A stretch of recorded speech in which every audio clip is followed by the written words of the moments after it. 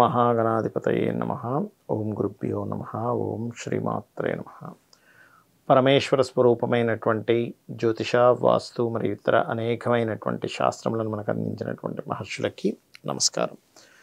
హయగ్రీవ హయగ్రీవ హయగ్రీవేతి యో వదేత్ తస్య నిస్సరతే వాణి జహ్నుకన్యా ప్రవాహవత్. అరుణాం కరుణాతరంగితాక్షీం ధృతపాశాంకుశపుష్పబాణచాపాం అనిమాదిభిరావృతాం మయూకైః అహమిత్యేవ విభావయే భవానీం. శ్రీమాత్రే నమః.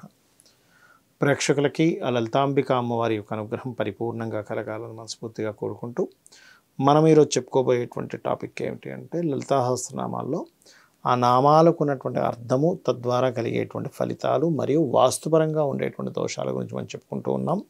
ఇక్కడ ఆఖరి ఎపిసోడ్లో మనము 90వ నామం వరకు అంటే కుల మృతైక రసిక అనే వరకు చెప్పుకున్నాం. ఇక్కడ ఏంటంటే కుల సంకేత పాలిని. ఇక్కడ ఈ కులము అనేటువంటి వర్డ్తో మనకు వస్తూ ఉంటుంది. కుల సంకేత పాలిని, కులాంగన, కులాంకస్త, కౌలిని, కులయోగిని ఇలా వస్తూ ఉంటుంది. మనకి సందేహం కలుగుతుంది, ఏమిటి కులాలు మతాలు సంగతి ఏమిటి లలిత సహస్రనామాలు అని. కులము అంటే ఇక్కడ మనము ఈ కులాలు మతాలకు సంబంధించిన కులం కాదండి ఇది. ఈ కులము అనేటువంటిది ఏమిటంటే మనకి లలిత సహస్రనామాల్లో కౌలిని దేశ గ్రామ అంటే దీనికి కొన్ని లెక్కలు చెప్పబడ్డాయి. అవి ఎలాగా అంటే సమూహము అని తెలపబడింది. కులము అంటే ఒక సమూహం. అది ఎట్లాగా శాస్త్ర కులము, వేద కులము, దర్శన కులము, ఇతిహాస కులము, ముఖ్యంగా గురు పరంపర కులము. అంటే ఒక శాస్త్రాన్ని ఒక సమూహంగా ఉండేటువంటి ఒక దాన్ని ఎలాగ పాటించాలి. అదేవిధంగా మీరు ఇదే లలిత సహస్రనామాల్లో కనుక కులాంగన అనేటువంటి నామం ఒకటి వస్తుంది మనకి. కులాంగన అంటే ఇక్కడ అర్థం ఏంటంటే గురు పరంపర శుద్ధులకు ఉత్తమ ఇల్లాలు వంటిది అని అర్థం అనమాట. ఇది ఈ కులాన్ని చాలామంది నన్ను అడిగారు, ఏమిటంటే లలిత సహస్రనామాలు ఈ కులము అనేటువంటి వర్డ్ వాడారంటే లలిత సహస్రనామాలు కూడా కులాలు ఉన్నాయని అడిగారు.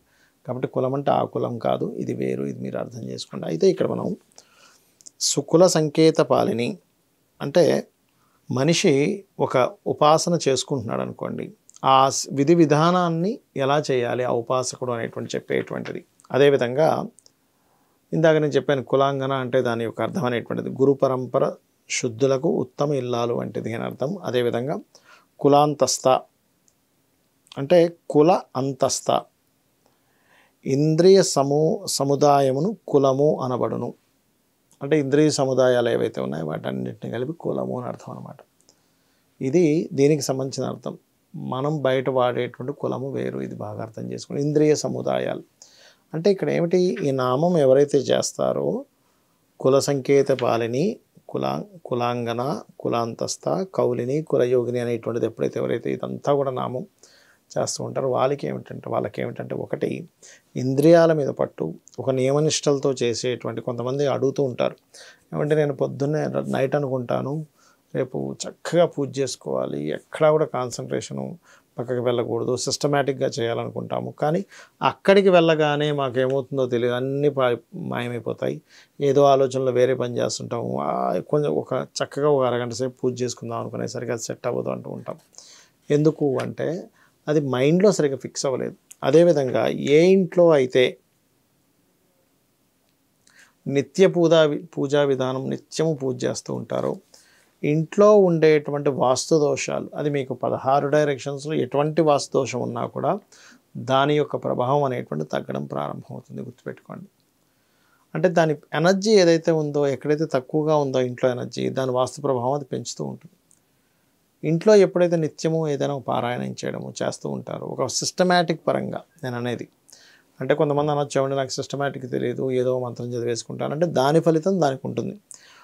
అదేవిధంగా కులయోగిని అనేటువంటిది కూడా ఉంది ఇక్కడ. అంటే ఏమిటి, కులయోగిని రూపమైనటువంటిది. ఈ కులం అనేటువంటి పదానికి బహువిధాలమైనటువంటి అర్థాలు ఉన్నాయండి. అయితే ఏదేమైనప్పటికీ కూడా నేను చెప్పేది ఒకటే, మీరు కనుక ఇంట్లో ఏదైనా వాస్తు సంబంధించిన దోషాలతో ఇబ్బంది పడుతున్నాము, కానీ వాస్తు చూపించుకునే స్తోమత లేదు, ఇంట్లో ఎంటర్ అయినప్పటి నుంచి అన్నీ మా క్లాసెస్ అయ్యాయి అని అనుకున్నప్పుడు మాత్రం ఈ నామాలు బాగా పనిచేస్తాయి. ఇంకోటి పూర్తి లలితా సహస్రనామాన్ని కూడా నిత్యము ఉదయం సాయంత్రం మీకు నోటికి రావట్లేదు ప్లే చేసినా కూడా దాని యొక్క ఫలితం ఉంటుంది. కాబట్టి ఇవి చేసుకోండి, అన్ని విధాలా మీకు అమ్మవారి అనుగ్రహం కలుగుతుంది. శ్రీమాత్రే నమః.